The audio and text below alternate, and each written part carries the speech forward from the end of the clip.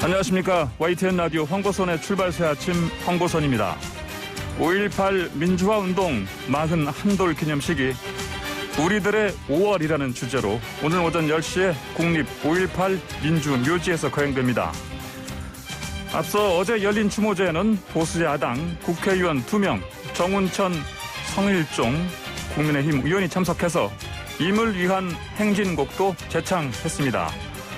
피 흘려 민주주의를 지킨 5.18 정신은 지역과 진영과 여야를 넘어 공유되는 시대가 됐습니다. 그리고 우리와 비슷한 아픔을 겪는 다른 나라들에서도 역사적, 국제적 전범이 되고 있습니다. 요즘 미얀마 시민들은 한국의 5.18 민주화 운동을 떠올리며 군부의 극심한 이혈 진압에 맞서고 있다고 합니다. 5월 정신을 되새기며 희생자들의 넋을 기리며 오늘 2021년 5월 18일 화요일 YTN 라디오 황보선의 출발새 아침 시작합니다. 지금 흐르고 있는 이 곡은 임을 위한 행진곡이죠. 고 백기환 선생의 옥중 장편시 맷비나리 일부를 따서 소설가 황석영 씨가 가사를 쓰고 전남대 재학생이던 김종률 씨가 작곡한 곡입니다. 자, 이 곡 한동안 5.18 민주화운동 기념식장에서 재창하지 못했는데 2017년부터 재창할 수 있게 됐죠. 오늘 황출세 1부와 2부는 5.18 민주화운동 41주년 특별기획 80년 5월 그리고 지금이라는 주제로 진행합니다. 먼저 5.18 국립민주묘역이 있는 광주 북구 갑을 지역구로 둔 더불어민주당 조오섭 의원 만나보겠습니다. 자, 조오섭 의원님 안녕하십니까? 네, 안녕하십니까. 조오섭입니다.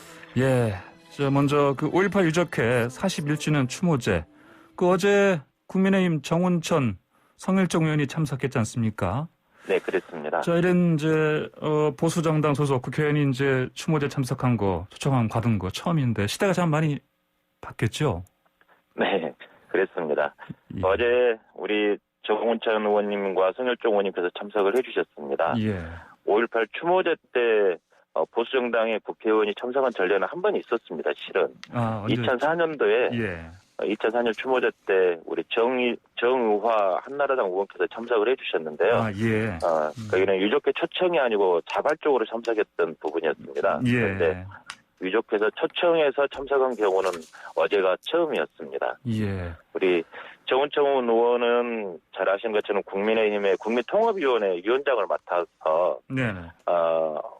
5.18 단체하고 간담회를 17차례나 개최하고 여러 가지 소통하는 모습들을 보여주어서 초청을 받았고요. 예.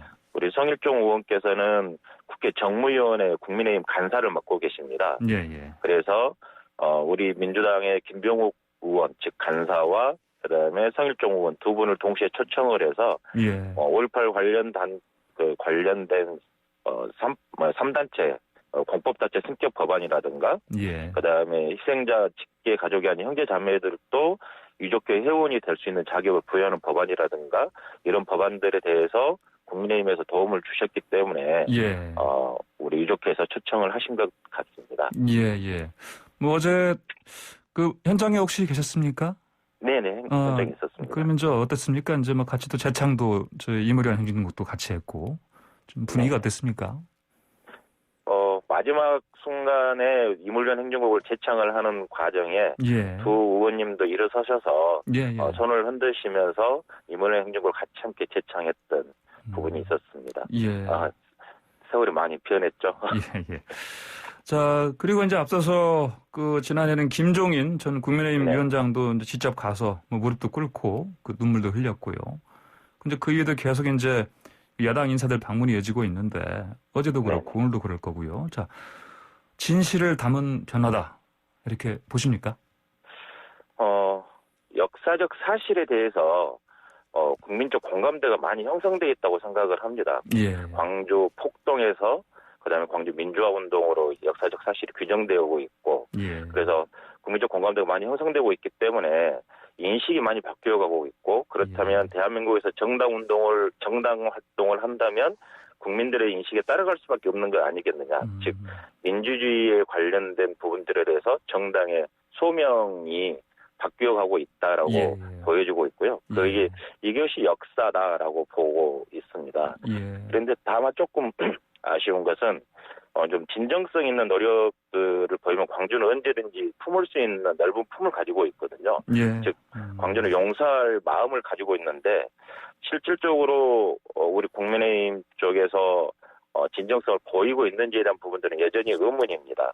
그 이유는 국민의힘 소속의 국회의원들께서 전직 국회의원들께서 5.18 망언들을 했던 부분들이 많이 있거든요. 뭐 김진태 의원님이라든가 이종명 의원이라든가 김술래 의원 등등이 망언들을 쭉 했지만 아직도 그 부분들은 당 소속으로 되어 있고요. 그다음에 극우 보수 쪽 유튜버들이라든가 태극기 부대 등이 5.18을 아직도 북한군의 침투라든가 왜곡하고 비난하고 있습니다. 이에 대한 부분들을 공개적으로 좀 결별 선언도 하고 그래서 국민의힘이 새롭게 변화된 모습들을 보여줄 필요가 있지 않는가. 즉 그러면서도 또한 전두환 국가장법 배제라든가 그런 5.18 역사 바로 세우기 법들도 있거든요. 그 법에 대한 좀 협조들도 우리 국민의힘에서 좀 해주는 모습들을 보여주어야 좀 더 보다 진정성을 보일 수 있지 않을까에 대한 아쉬움들은 있습니다. 그렇군요. 알겠습니다.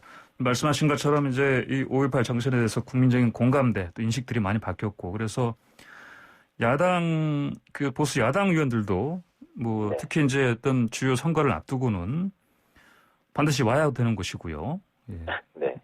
그래서 어떤 이렇게 이제 계속해서 이제 특히 내년 대선을 또 앞두고 있고 그런데 지방선거도 있고요. 앞으로 이런 흐름이 계속 이어지지 않겠습니까? 내년 대선도 있고 지방선거도 있고 선거는 계속적으로 있기 때문에 민주당이든 국민의힘 쪽이든 광주에 계속 구애를 할 수밖에 없는 상황이라고 저는 생각을 합니다. 오늘은 기념식이 있는데 기념식에 여야 지도부가 총출동하셔서 코로나지만 대표들께서 오셔서 참석을 하실 예정으로 되어 있고요. 아까도 말씀드린 것처럼 과거의 산업화에서 민주화 시대로 변했고 이제는 또 새로운 시대가 바뀌어가고 있습니다. 그래서 이제는 산업화와 민주화는 기본적인 정당들의 책임으로 되어 있는 부분이 있기 때문에 민주주의를 외면하는 정당은 국민의 지지를 받지 못한다라는 부분이 있어서 광주하면 대한민국 민주주의의 산 역사이다. 민주주의의 표징이다라고 보여주는 부분이 있기 때문에요. 광주를 찾아서 많은 분들이 이렇게 표박가리를 하고 있지 않는가라는 생각입니다. 알겠습니다. 자, 조 의원님 뭐 지금 계속해서 그 현장에 계실 것 같은데요. 뭐 좀 분위기 좀 여쭤보겠습니다. 5월 정신 계승 현장 안내소 이걸 운영하신다고요? 이게 뭐 하는 곳입니까? 지난 15일부터 내일 19일까지 운영을 할 생각인데요. 5.18 묘역을 찾으신 분들께 코로나 방역이라든가 그다음에 5.18 역사에 대한 이야기라든가 그런 부분들을 안내해드리고 그리고 더 편리하게 묘역을 참배하실 수 있도록 도움을 주고자 지금 안내소를 설치를 했는데요. 안내소를 설치한 장소는 국립묘지가 아니고 최초에 80년 5월 27일 날 종료가 된 이후로 상무관에 있었던 시신들이 묻힌 장소, 즉 구묘역이라고 저희들 표현하는데요. 구묘역이요. 산묘역 입구에 설치를 해서 우리 오시는 국민들께 좀 편안하게 더 참배를 하실 수 있도록 만들어가고 있습니다. 알겠습니다. 자, 방금 말씀하신 그 코로나19 상황인데 그래도 방문해 주신 분들이 계속 많습니까? 매년은 한 3만 명 정도가 방문을 해주셨어요. 그런데 작년에 코로나 상황이기 때문에 작년부터 약 3천 명 정도로 좀 많이 숫자가 줄어들었습니다. 하지만 꾸준하게 소규모 집단으로 꾸준하게 방문하고 계시고요. 대구나 부산이나 서울, 강원도에서도 오셔서 참배를 하시고 가시는 분들이 꾸준하게 있습니다. 그렇군요. 자, 그리고요. 이제 신군부 하면은 항상 이제 전두환 씨, 그다음에 노태우 전 대통령 이름이 거론되는데 노태우 전 대통령 아들 노재현 씨가 지금 뭐 수년째 계속 5.18 묘지 참배를 하지 않았습니까? 네, 그렇습니다. 진정성 있는 모습으로 보십니까? 그것도? 저는 참 의미 있는 일이다라고 생각을 하고 있습니다. 2019년도부터 지금 3년째 계속 참배를 하고 있는데요. 정말 의미 있는 일이다. 다만 아쉬운 것은 노태우 전 대통령이 해고록을 2011년도에 발간한 적이 있습니다. 그 해고록에 보면 5.18은 유언비로 확산되었다. 즉, 뭐 경상도 군인들이 광주 시내에 있는 시를 말리기 위해서 왔다. 그것 때문에 5.18이 확산되었다라고 주장을 하면서 5.18에 대해서 전두환이나 노태우 본인이 책임이 없다라는 식의 책고록을 쓴 적이 있습니다. 하지만 잘 아시는 것처럼 광주 민주화운동은 광주 시민들이 무장을 하게 된 것은 과잉진압 때문에 스스로를 지키기 위해서 무장을 한 부분이 굉장히 많이 있거든요. 그래서 그에 대한 부분들을 5.18을 아직도 사태로 규정짓고 있는 그런 해고록이 있는 이상 좀 진정성을 보기에는 아직은 아쉽다라는 부분이 광주 시민들의 이야기이고 5월 단체에서도 해고록을 정정하지 않는 참배는 보여주기 쇼다라고 올해 5월 달에도 비판 성명서를 낸 적이 있습니다. 이제 79년, 80년 당시에 내란을 일으켰던 그 재판을 받았던 전두환 전 대통령이요. 이제 또 그 사자병위훼손 그 혐의 때문에 이제 항소심 첫 재판 최근에 있었는데 출석하지 않았습니다. 근데 또 이제 24일에도 또 그 있는데 불출석 의사 밝혔고요. 왜 이러는 겁니까, 이거? 그러니까요. 5.18 당시에 헬기에서 시민들을 상대로 사격을 했다라는 증언을 천주교 사제께서 하셨습니다. 그런데 전두환은 회고록에 파렴치한 사제의 증언이 파렴치한 거짓말쟁이다라고 하면서 사자 명예훼손으로 좀 재판을 받고 있는데요. 뭐 건강상의 이유로 지속적으로 뭐 출석을 안 하고 있고 그러는데 잘 아신 것처럼 골프 치러 다니면서 알츠하이머병에 투병 중이다라고도 하고 있고 그래서 우리 광주 시민들과 국민들이 절대 용납할 수 없는 부분입니다. 이해할 수도 없고요. 그래서 반드시 출석을 시켜서 재판을 받고 그리고 아직도 왜곡되어 오고 있는 5.18에 대한 부분들의 일벌백계를 하는 차원에서라도 공정한 정의로운 법적 심판이 내려져야 되지 않을까 싶습니다. 그 지난해 6월에요. 그 전두환 국가장 배제법 1호 법안 이거 대표 발의하지 않으셨습니까? 어떤 내용인가요? 전두환과 노태우는 전직 대통령입니다. 그런데 현재 국가장법 즉 국가장례법인데요. 전직 대통령이 사망했을 경우에는 국가에서 장례를 치르도록 만들어준 법안이 국가장법인데 잘 아시는 것처럼 전두환과 노태우는 이미 내란죄로 판결을 받은 사람들입니다. 그런 사람들이 사망했을 경우에 국가에서 장례를 치러준다. 이건 정말 역사적 아이러니이고 우리 아이들에게 뭐라고 말을 해야 될지를 모르는 상황이 발생될 수도 있습니다. 그래서 중대한 범죄를 저지른 사람은 국가장에서 제외되는 법, 즉 전두환과 노태우는 국가장에서 제외시켜야 된다라는 법을 지금 개정안을 발의한 상태이고 현재 국회에 계류 중에 있습니다. 그렇군요. 알겠습니다. 자, 그리고요. 그 이제 5.18 민주화 운동 관련해서 그 특별 재심 청구 대상을 그 확대하는 법안. 이걸 이제 이용빈 의원이 대표 발의했는데 의원님도 같이 공동 발의 참여하셨죠? 그렇습니다. 이것도 좀 내용 좀 알려주십시오. 이 법은 5.18 민주화 운동에 관한 특별법 일부 개정안인데요. 현행법은 79년도부터 80년도까지 발생한 현정 질서 파괴 범죄 행위를 직접적으로 저지하거나 반대하는 행위에 대해서만 특별 재심을 신청이 가능한데 실질적으로 5.18 관련자들 중에서 5.18 관련자를 최소화시키기 위해서 정부에서는 판결을 할 때 이런 일반 형사범, 즉 방화나 절도나 특수 주거 침입이라든가 이런 부분으로 판결을 내린 경우가 있었습니다. 숫자를 줄이기 위해서요.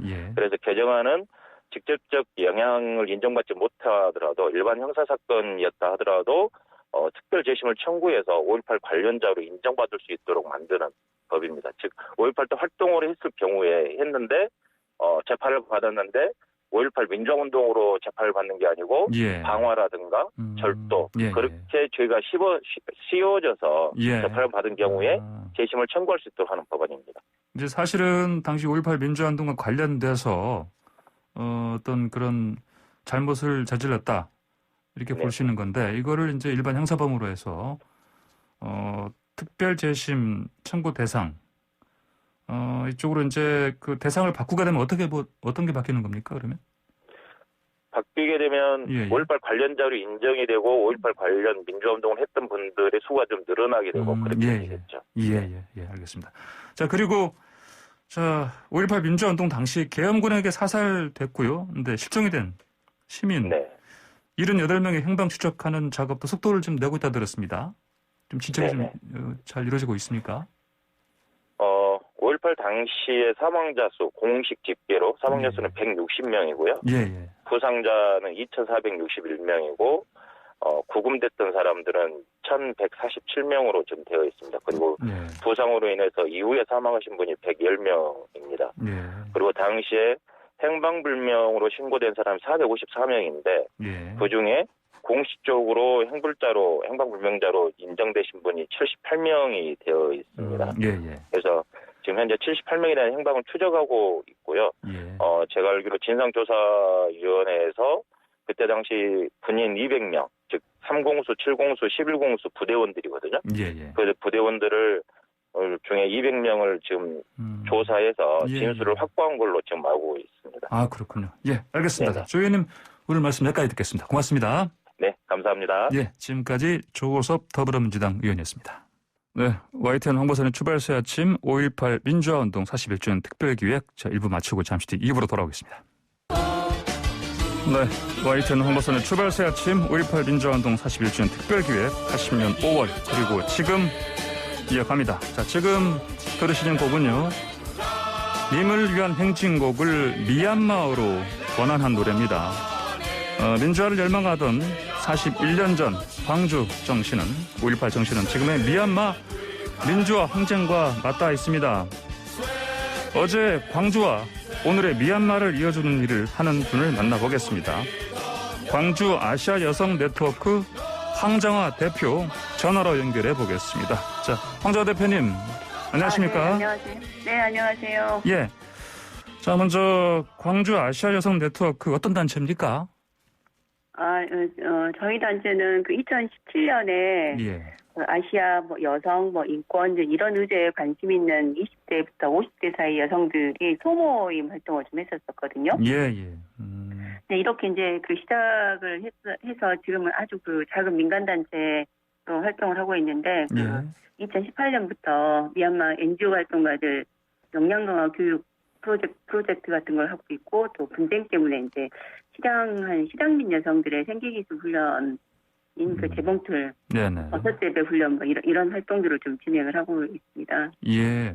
자, 그럼 한마디로 이 5.18 정신, 광주 정신을 아시아 전반으로 좀 확대하는 그런 목적을 가진 단체다. 이렇게 봐도 되겠습니까? 예, 처음에는 그런 5.18 정신을 확대한다 이제 이런 그 큰 거창한 것보다는 그냥 이렇게 좀 취약한 상황에 있는 여성들에게 뭔가 좀 그 작은 도움이 될 수 있는 일들을 좀 해보자라고 했었던 것이 이제 활동을 시작하게 된 계기가 되었고 지금 하다 보니까 또 이렇게 쿠데타 상황이 닥치게 되다 보니까 미얀마에서요? 자연스럽게 자연스럽게 지금 그렇게 의도하지 않았었던 광주 정신 너무 거창하긴 합니다만 이제 실천하고 있는 것은 아닌가 생각을 하기는 해요. 예. 그 딴봉띠 집회라고 하죠. 딴봉띠 집회. 이거 처음 기획하셨죠? 네, 그렇죠. 어떻게 지금 진행하고 계십니까, 이거는? 네, 같이 이제 활동을 하고 있는 다른 분들이랑 이 시민들이 이렇게 쿠데타에 저항하던 시민들이 지금 굉장히 참혹하게 죽어갔었잖아요. 네, 그런 걸 보면서 굉장히 많이 울기도 하고 힘들어하고 있었었는데 좀 이런 그 같은 마음을 가진 사람들이 뭐라도 좀 해봐야 되는 거 아니냐 이런 이야기들이 좀 있었어요. 그래서 이제 집회를 좀 시작을 하게 됐고 그 미얀마 여성들이 밤에 막 시끄러운 소리를 내면서 이렇게 시위하는 걸 봤었거든요. 예. 이제 그때 이 집회를 같이 준비한 선배님이 이제 미얀마 여성들처럼 우리도 좀 냄비를 두드리는 그런 퍼포먼스를 좀 해보자 이렇게 제안을 하셨었어요. 예. 그래서 이제 땀봉기 집회가 기획이 되었었고 매주 토요일 날 그 2개월 동안 예. 3월, 4월 2달 동안 미얀마 소식 이야기 듣기, 미얀마 투쟁가나 구호 뭐 따라 해보기, 예. 또 이렇게 그 광주 전남 그 작가 회의에서 시인들이 계속해서 릴레이 시를 그 게재를 하고 계셨었거든요. 예. 이 시를 이제 미얀마어로 번역해서 같이 낭송을 한다든지 이제 이런 프로그램으로 땀봉지 집회를 계속 했었었죠. 아, 그러면 이제 지금은 땀봉지 집회는 지금은 이제 네, 지금은 이제 5월 들어서는 예. 5.18 행사 때문에 다들 바쁘기도 하고 그래서 잠정적으로 일단 중단을 하고 있는 상태입니다. 네, 잠깐 중단한 것이고 또 다시 이어갈 계획도 있으십니까? 그러면 얘기를 좀 다시 해봐야죠. 아, 그렇습니까? 알겠습니다. 네. 세이브 미얀마라는 미얀마 민주화 응원 사진전 주최했다 들었습니다. 네, 맞습니다. 예. 이건 역시 이제 그 저희 단체 회원으로 계시는 그 광주 지역의 사진작가 선생님께서 예. 좀 뭘 좀 돕자, 뭐라도 좀 도와보자. 그래서 당신이 이제 사진을 찍고 계시는 분이시기 때문에 예.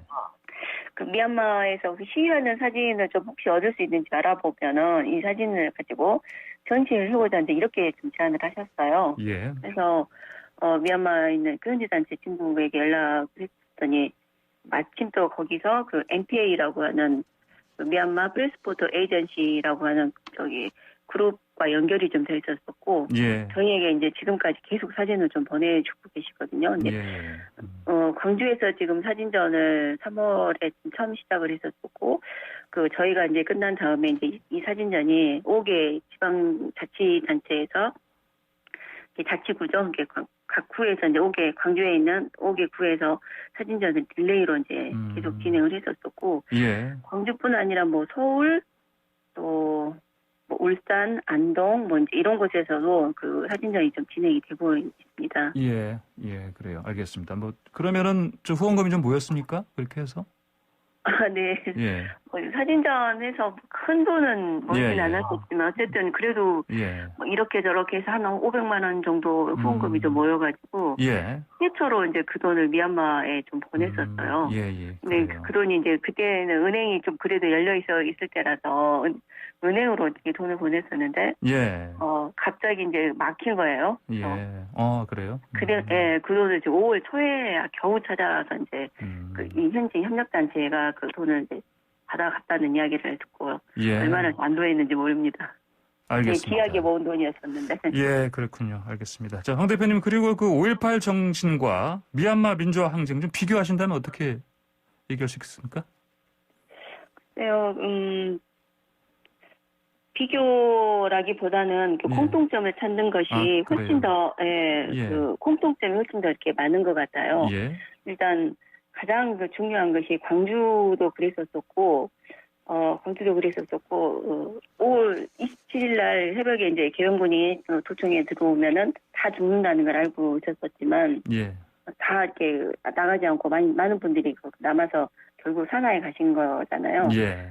그런 것처럼 그 미얀마에 있는 그 청년들도 시위에 나가지 않으면 살 거예요. 근데 그럼에도 불구하고 자기가 죽을 수 있다는 걸 알면서도 시위에 나가고 있는 분들이 좀 많았었거든요. 그래서 굉장히 그 공통점들이 되게 많다라는 생각이 좀 들고, 저희 한 선배님 말씀에 의하면은 그 오래된 낡은 비디오를 보는 것 같았다는 느낌을 말씀을 하셨었거든요. 41년 전에 미얀마 모습에서 41년 전 광주의 모습들이 그대로 이렇게 재현이 되는 거예요.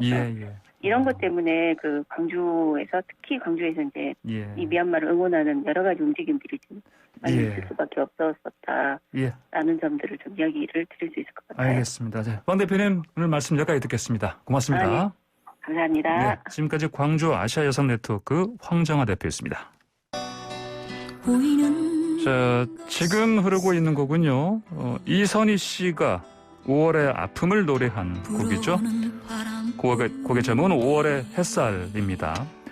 5.18 광주 민주화 운동을 소재로 한 영화 한 편이 또 새로 만들어졌다고 합니다. 자, 영화 제목이요. 아들의 이름입니다. 자, 이 영화를 통해서 5.18의 가해자들의 반성을 이끌어내고 싶었다. 이렇게 제작 배경을 밝힌 이정국 감독을 만나보겠습니다. 자, 이 감독님, 안녕하십니까? 예, 안녕하세요. 예.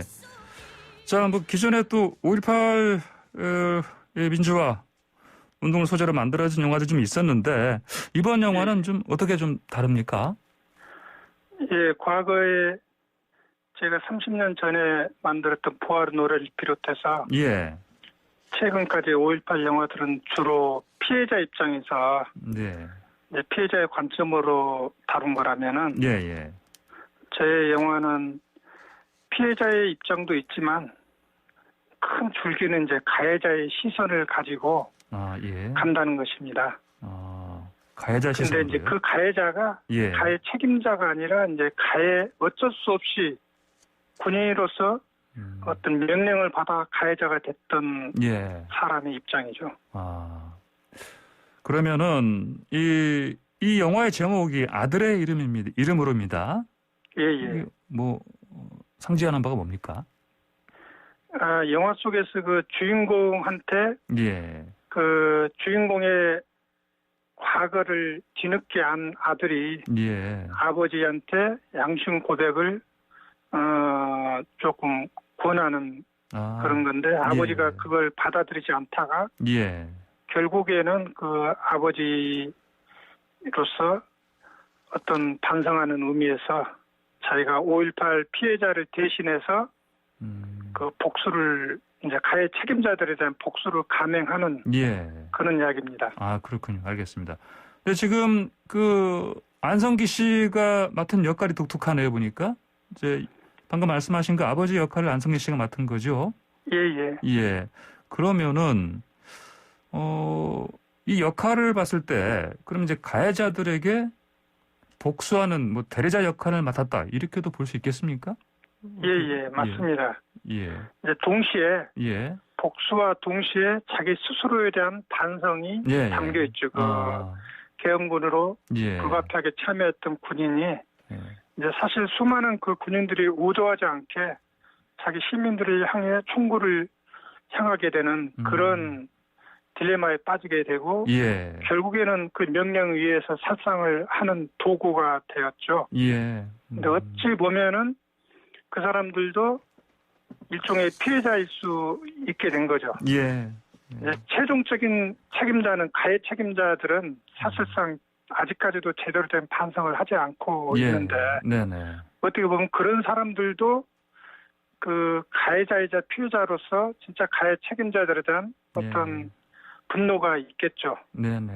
이제 그런 것을 피해자의 어떤 분노와 함께 같이 담고 가는 일종의 장르 영화로서 제가 이 영화를 접근했습니다. 이 감독님 그럼 이 영화가 실화를 바탕으로 만들어졌다 이렇게 봐도 되겠습니까?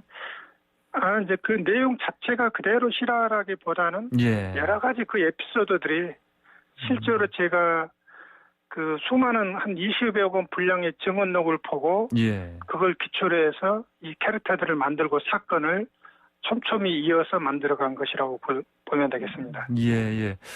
자, 그리고 그 영화 끝부분에 그 5.18을 그 기억하는 분들 그 증언도 담으셨지요? 증언이요, 증언. 의도는 뭡니까? 그 영화에서 이제 그 주인공이 이제 내뱉는 어떤 이야기가 있는데 이제 그것은 결국에는 그 당시에 대한 반성을 제대로 한 사람이 없었어요. 그러다가 한 달 전쯤인가 실제로 자기가 군인으로서 죽였던 어떤 사람의 유가족을 만나서 사죄를 구하는 일이 실제로 있었어요. 이제 어떻게 보면 우리 영화하고 너무나 유사한 거라 깜짝 놀랐는데 제가 이 영화를 만든 의도는 실제로 그런 군인들한테 양심 고백을 하고 아직도 해결되지 않는 그 문제들이 많거든요. 5.18에 행불장 문제라든가 이제 이런 부분이 좀 이제는 어느 정도 좀 진상이 완전하게 밝혀져야 되지 않나 하는 측면에서 네. 그런 양심 고백을 할 군인들이 많이 나오기를 기대하고 만든 영화입니다. 예, 알겠습니다. 이 감독님, 앞에 그 인터뷰가 좀 길어서 시간이 부족한 상황인데, 혹시 8시 장각에 조금 더 인터뷰를 좀 이어가면 안 되겠습니까? 괜찮습니다. 예, 그럼 잠시 뒤에 다시 인터뷰로 만나보겠습니다. 예. 네, 황보선의 출발사 아침 2부 마치고요. 잠시 뒤 3부에서 5.18 민주화운동 소재로 만든 영화 아들의 이름으로의 감독, 이정국 감독과 인터뷰 이어가겠습니다.